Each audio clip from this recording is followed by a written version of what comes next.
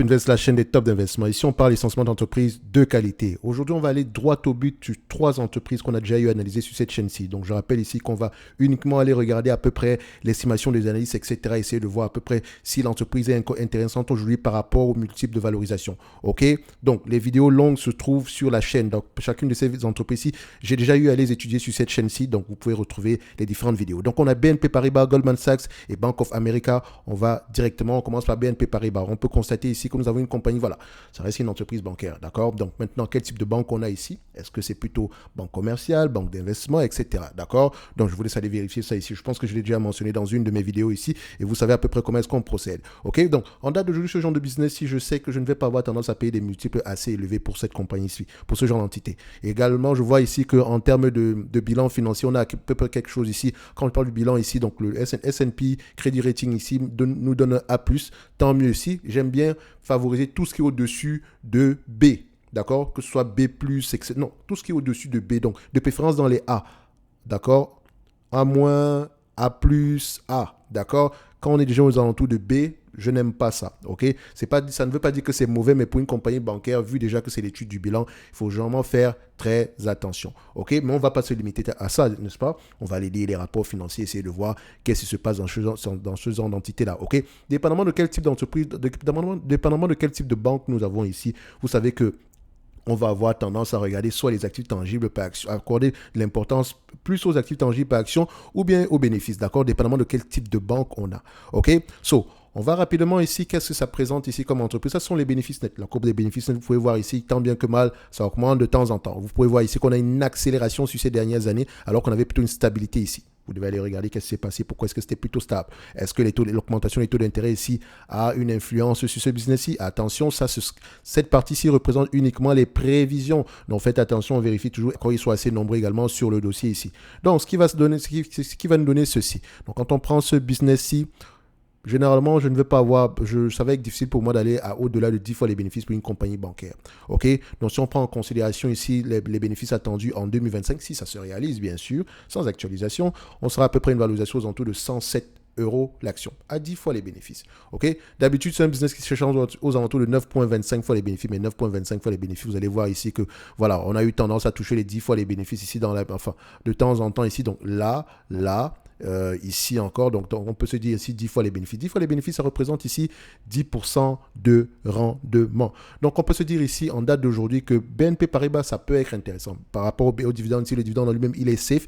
Et on privilégie généralement les compagnies bancaires ou bien les compagnies financières qui ont tendance à reverser les dividendes ou bien à racheter massivement leurs actions. Et pour le BNP Paribas, c'est le cas ici. Donc, on aime bien ça au prix actuel. Donc, on peut se dire ici qu'on pourrait avoir un objectif cette année-ci aux alentours de 79 euros.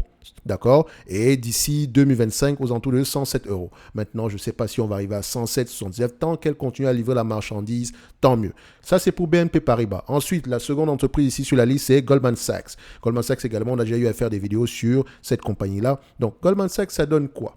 Ici, quel type de banque nous avons? C'est une banque d'investissement. Donc ici, clairement, les actifs tangibles, on s'en fout littéralement. C'est pas qu'il n'y en a pas, mais c'est plus une banque d'investissement. Donc, ça dit qu'elle s'est rémunérée ici sur des frais, des commissions, OK? Et non sur les taux, et non sur le différentiel entre les taux d'intérêt. D'accord? Ici, vous pouvez constater que quand on a un business pareil, regardez, le crédit rating ici est à BB+. Je n'aime pas ça. Ça veut dire, si on a un bilan financier un peu entreprenant. Pour une compagnie bancaire, donc je vois déjà ici que Goldman Sachs, en termes de risque, c'est peut-être un peu plus élevé que comment on appelle ça, sur BNP Paribas. OK? Néanmoins, on peut constater ici qu'on a des bénéfices nets de plus ou moins croissants année après année. Il y a là une grosse variation ici, mais c'est généralement temporaire. Là, quand on regarde la tendance ici, est-ce que les analystes ont tendance à faire de bonnes prévisions sur ce business-ci? Ouais, on peut se dire. OK? Donc, une fois que c'est le cas ici, c'est un business, encore une fois, 10 fois les bénéfices. Donc, si on se base par rapport aux bénéfices de 2023, on va payer aux alentours ici de 265, 266 euros dollars l'action, maximum, grand max.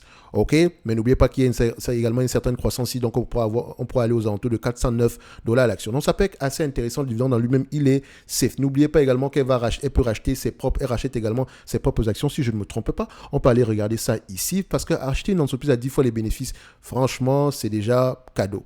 OK, mais encore, 10 fois les bénéfices veut dire généralement ici que le risque est assez élevé ou bien on a une énorme dette. D'accord, vous pouvez voir ici qu'elle rachète ses actions et pour le moment, elle a tendance ici à avoir des bénéfices nets de plus en plus croissants. Donc, c'est assez correct ici. Donc, on peut se dire que pour Goldman Sachs, en date d'aujourd'hui également, ça pourrait être intéressant à aller approfondir. Je vais déjà parler de cette compagnie ici. Je vous laisse aller voir la longue vidéo par rapport à celle-ci.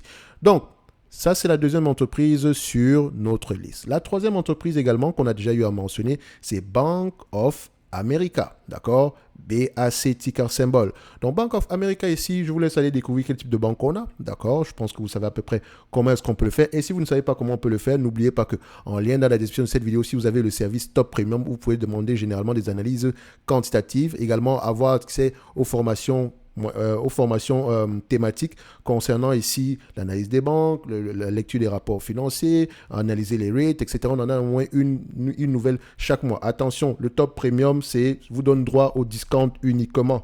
Okay, ça ne veut pas dire que vous aurez accès aux formations uniquement. Ça, c'est uniquement pour les personnes qui sont abonnées avant le 5 du mois de, je pense qu'avant le 5 du mois de juin par là. OK? Donc, n'oubliez pas, le prix également change tous les mois. Plus les formations seront disponibles ici, plus on aura tendance à augmenter ce prix-là. De toute façon, les formations seront disponibles de manière également individuelle. Donc, quand on a Bank of America ici aujourd'hui, juste pour préciser ici que le kit des formations vient avec une masterclass, d'accord? Donc, on va vraiment se concentrer. Tout ce qu'on a appris sur la formation, on essaie de voir à peu près dans le monde réel comment est-ce qu'on l'applique. OK? Donc, vous voyez que c'est un gros travail quand même. OK? So, maintenant, ici, au niveau de Bank of America, vous pouvez constater ici que c'est une compagnie qui a eu beaucoup de problèmes aux environs de 2008 par là. D'accord, la crise, elle a sans doute été impactée négativement par cette crise-là. Et quand on constate ici, déjà à cette période, elle se négociait pas des multiples assez élevés.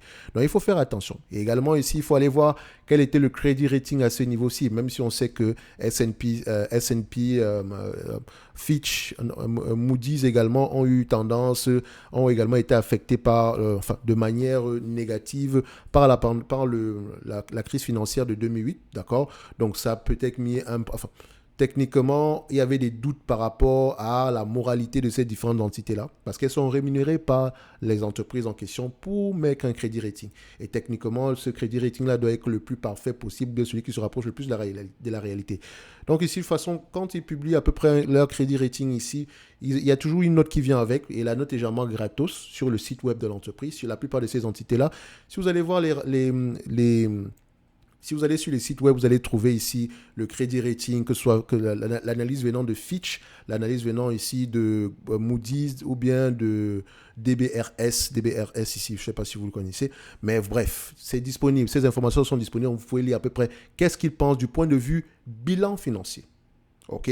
Pour ceux qui n'ont pas le temps d'aller regarder sur les banques ici. Comme de toute façon, quand on n'a pas le temps ici, on achète des ETF, on ne fait pas du stock picking. Donc, en date d'aujourd'hui, vous pouvez constater quoi? OK, hormis le fait d'aller vérifier quel type de banque on a. Parce que plus la banque ici, plus nous avons une banque ici, de banque de détail ici, qui fait essentiellement du travail de banque classique ici, donc essentiellement ici se rémunérer par rapport au prêt. On aura tendance à accorder plus d'importance aux actifs tangibles par action. N'oubliez pas également qu'il y a plein d'autres éléments ici qui doivent rentrer en compte. Une banque ne s'analyse pas comme je suis en train de le faire là. Je vais rapidement parce que j'ai déjà eu à mentionner ces entreprises-là. OK, donc les vidéos existent. Maintenant, en termes d'évaluation simple, on reste toujours aux alentours de 10 fois les bénéfices. Ça ne se paye pas très cher, ok? Notamment parce qu'il y a ce niveau de risque assez élevé, ok? Le risque assez élevé, c'est vraiment l'inconnu par rapport à la gestion du risque ici. Comme je l'ai toujours dit, les banques, c'est la culture d'entreprise et également la qualité du management. Donc, on peut voir ici que pour cette entreprise, si on s'échange à combien, voilà,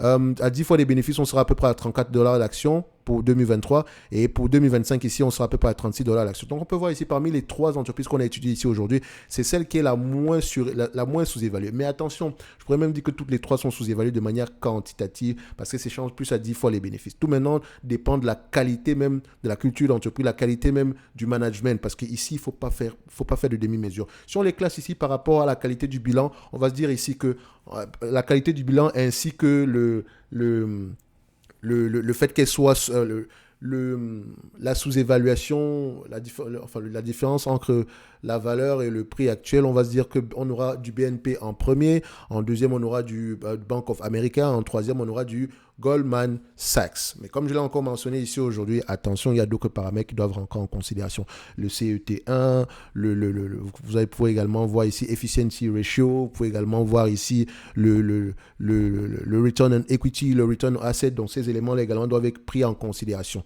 D'accord? Et ainsi qu'aller regarder comment est-ce qu'est constitué le portfolio de prêts, etc. OK? Pour voir à peu près comment est-ce que ces banques-là pourraient être sensibles par rapport à l'évaluation de X et Y. Si une banque ici est trop investie dans le secteur résidentiel, peut-être qu'elle sera très affectée ici. Si le secteur résidentiel s'effondre. OK? Dans tous les cas de figure, en date d'aujourd'hui, voilà à peu près nos analyses chrono. Dites-moi ce que vous pensez à peu près de ce nouveau format. Analyse chrono, on prend 3 entreprises, 3 ou 2 entreprises, dépendamment du type d'entreprise qu'on a ici. Et on essaie d'aller rapidement droit au but sans tourner autour du pot. OK? N'oubliez pas, en lien dans la description de la vidéo, ici, vous avez le service Top Premium ainsi que la Top Newsletter. Et pour ceux qui pensent que je parle rapidement, vous pouvez également ralentir la vidéo. D'accord? Ça existe. D'accord? So, on se dit à bientôt. Merci.